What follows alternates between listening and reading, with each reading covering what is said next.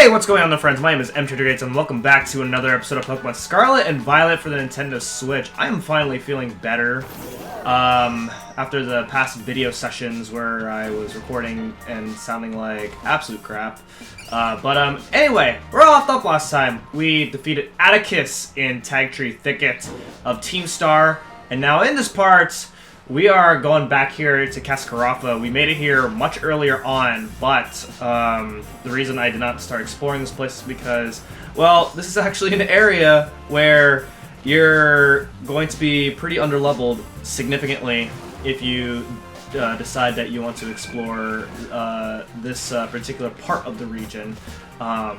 So this is a good time for me to start, exploring stuff here. So there's a muscle bin right there. If you talk to this person right here, she'll actually give you a regular, like a Wooper from Johto.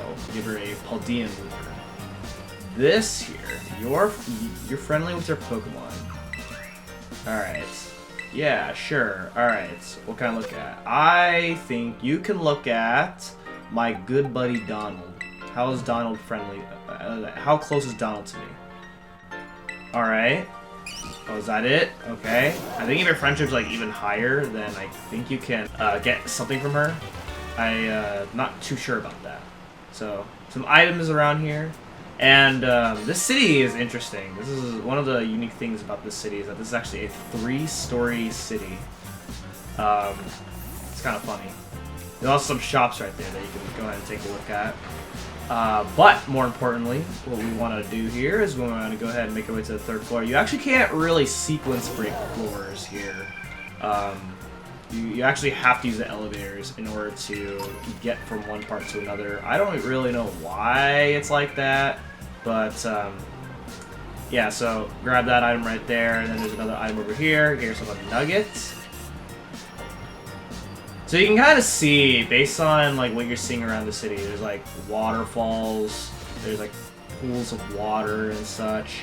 Kind of gives you a bit of an idea of what you're going to be encountering in the city. Like right there's a gym. Like it kind of gives you an idea of what kind of gym it is. I mean, the game does tell you what type the gym is, but without looking at the Pokedex, like your map, and getting information from the gym on what the gym's about, then you can probably get an idea of what type this gym is. So right there, here's a water stone. You can use that to evolve certain water types into stronger water Pokemon. Anytime you try to jump over this part right here, then the game will just teleport you into the elevator animation. I don't really know why it's like that, but yeah. Anyway, let's go to the gym while we're up here. And looks like something's happening to the gym based on this transition, right? Vaulten, Veluza! I'm late!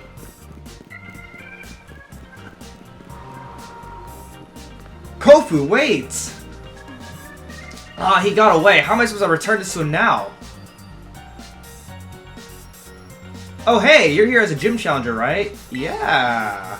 I knew it. Of course you are. That big man that just left is Kofu, leader of the Cascarrafa gym.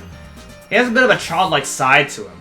And today, he's run off to the market without his wallet. What? That's not good. Alright. So I guess we'll go ahead and deliver his wallet to him. This can be my gym test? Porto Marinata.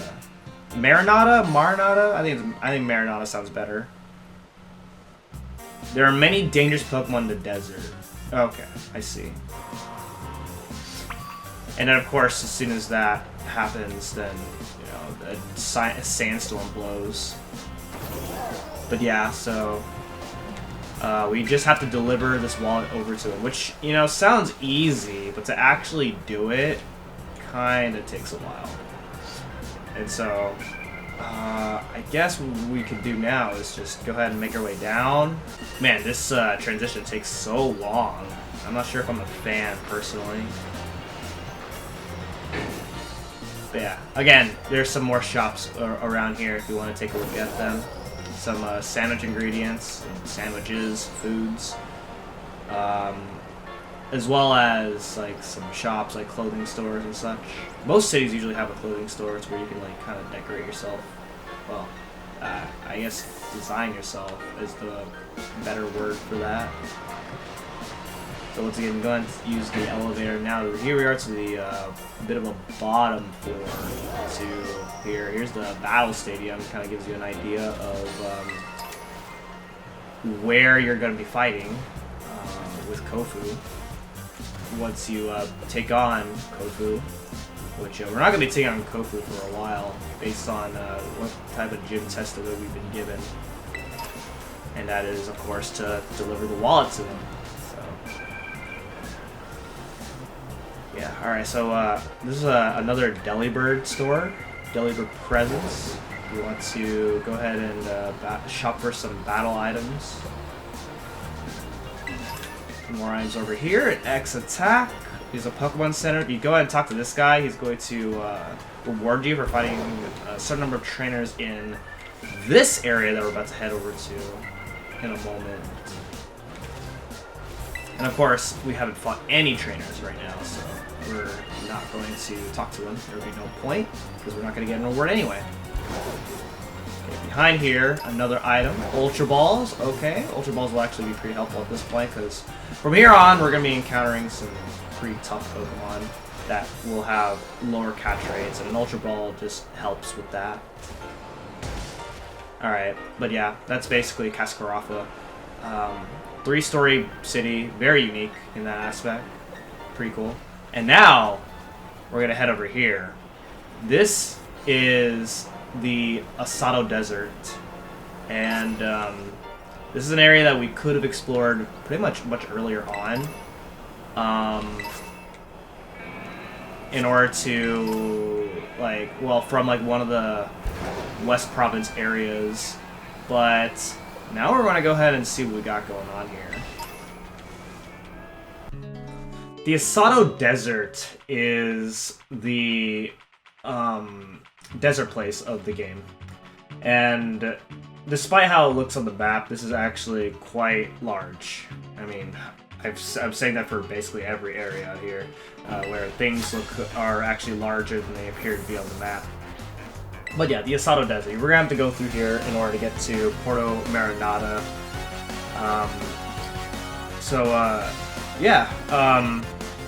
I mean, to go through this place, it's really just very straightforward. But obviously, I just want to explore the game for the sake of showing you guys what the Asado Desert is basically like here. So, plenty of items, plenty of hidden items, and one of the main conditions in a desert like this is you can tell that there is a sandstorm brewing. And in a sandstorm, the sandstorm will also play a factor in battle as well. And so, in battle, you will constantly take damage. You will take damage every single turn, unless you have a rock, steel, or a ground type Pokemon. Those 3 types of Pokemon will not get affected by Sandstorm at all. Hey! Apparently this desert is home to the Quaking Earth Titan.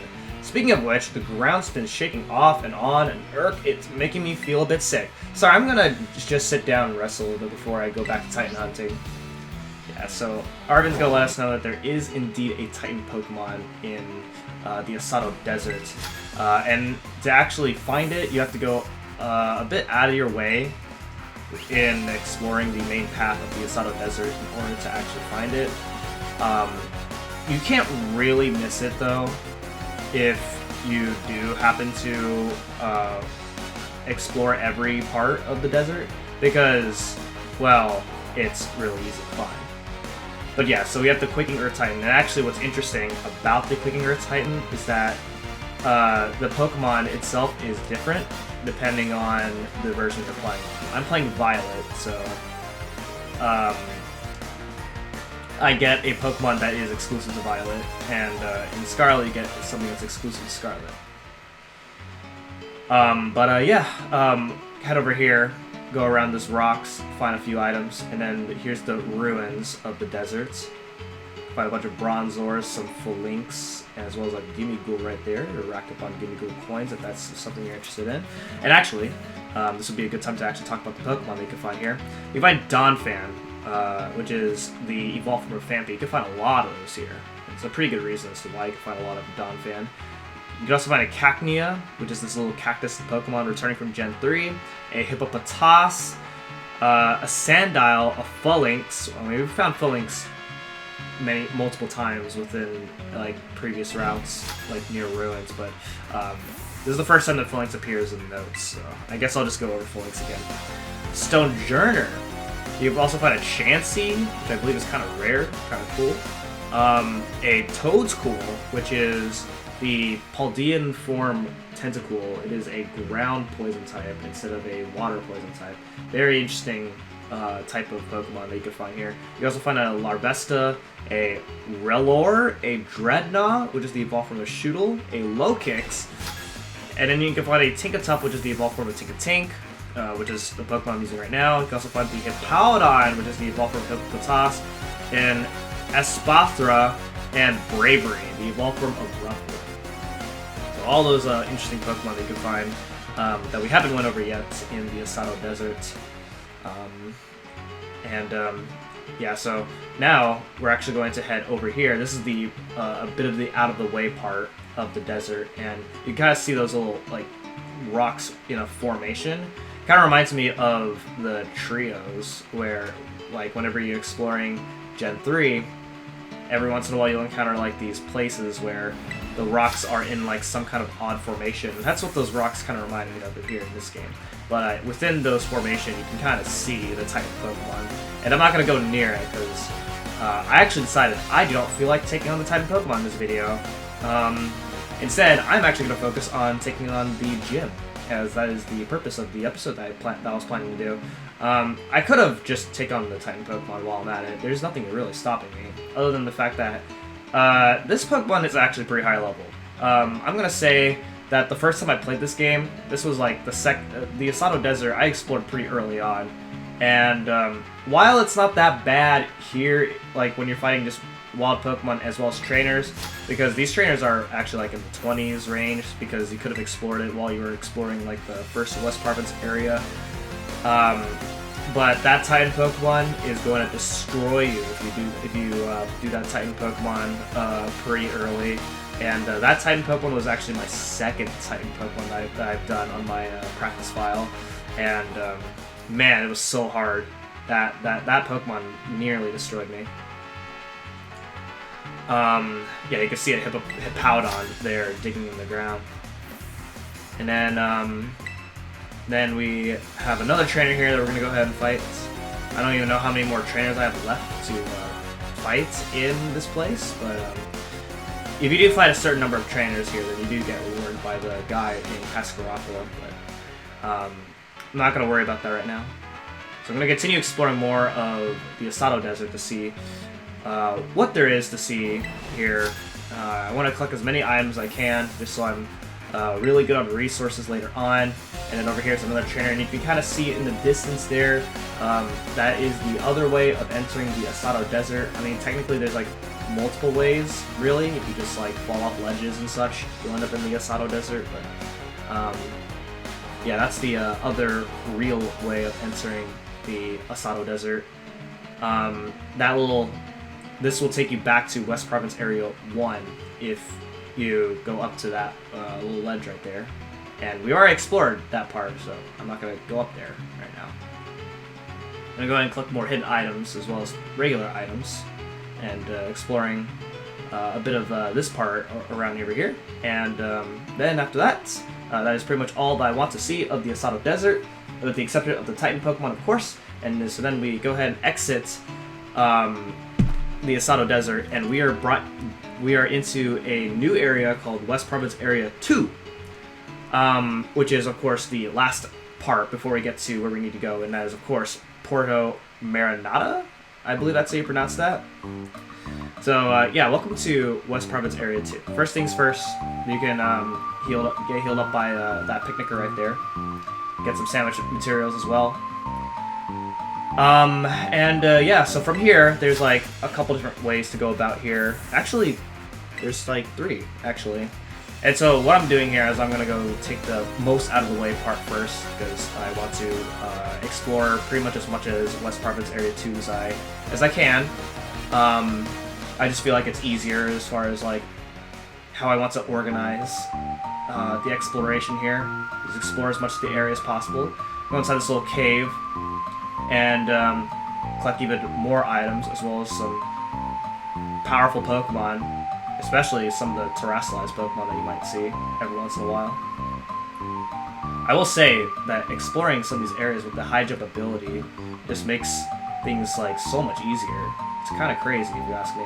If you head up here, you can fight that Gimmighoul, and that Gimmighoul is powerful compared to every other Pokemon that you can find in this route. That Gimmighoul is level 50, which I managed to defeat no problem because, you know, Danielle the Tinkatuff is really good. So more Pokemon there. Continuing exploring. A Fighting Terra Shard there that you can find. And then we have another trainer. So now I can actually go over the Pokemon you can find here. Again, another somewhat large list of Pokemon that you can find in West Province Area 2. So the first one you can find is Krogan.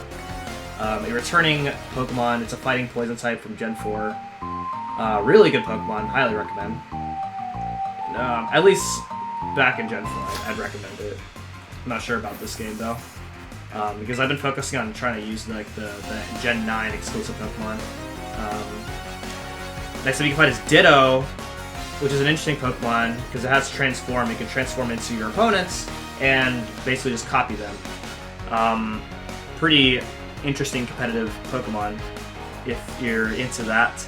You have a Finizen, a Flaffy, which is the evolved form of Mareep, a Floatzel, which is the evolved form of Weasel. You have a Girafarig, which actually has an evolved form this time around in this game. You can find a Gyarados, which is the evolved form of Magikarp, a Kilowattrel, the evolved form of Wattrel. I mean, surely enough, you should know what that is because I am using it in my team. You find a Kirlia, the evolved form of Ralts. Oh, and right here, after this fight, our good Pokemon, Danielle the Tinkatuff, will now evolve into Tinkaton. So this is the final evolution form here. We're really starting to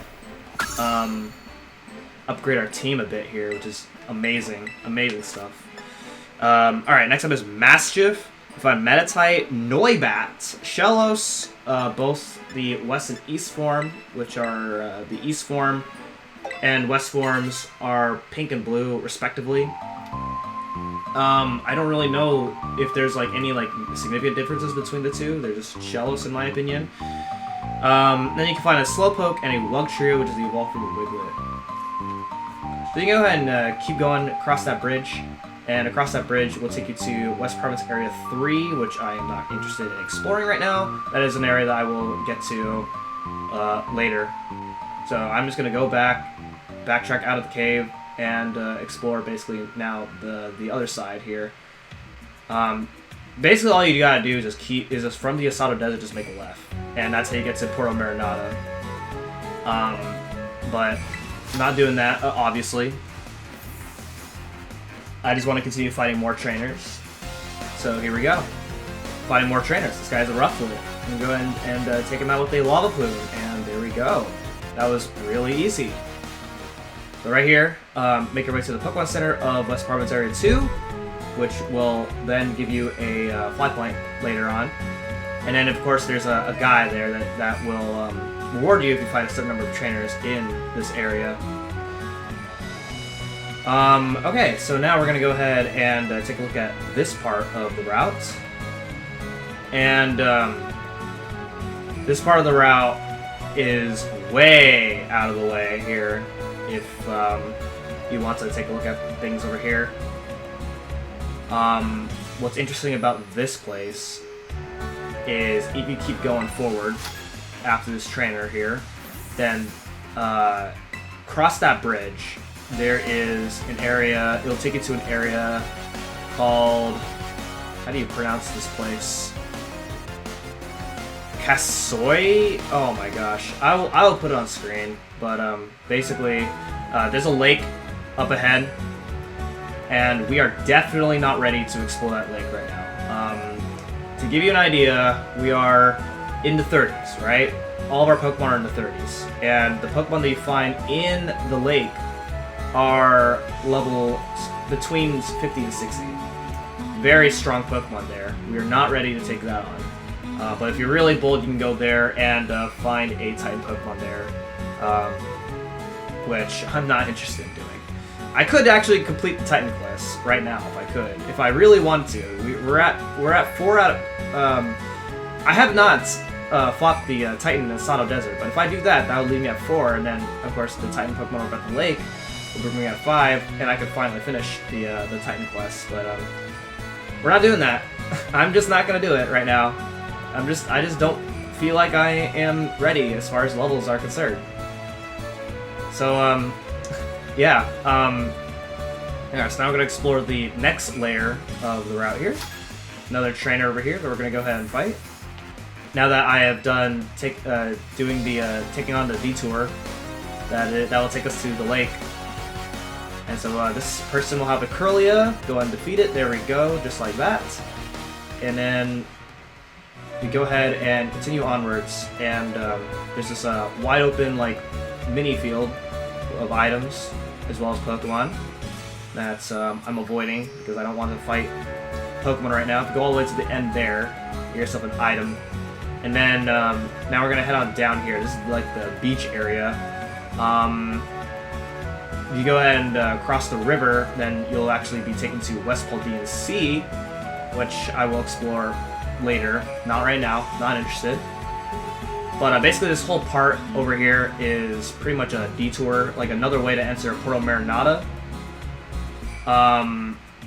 Like from the bottom side. But we're gonna enter from this way.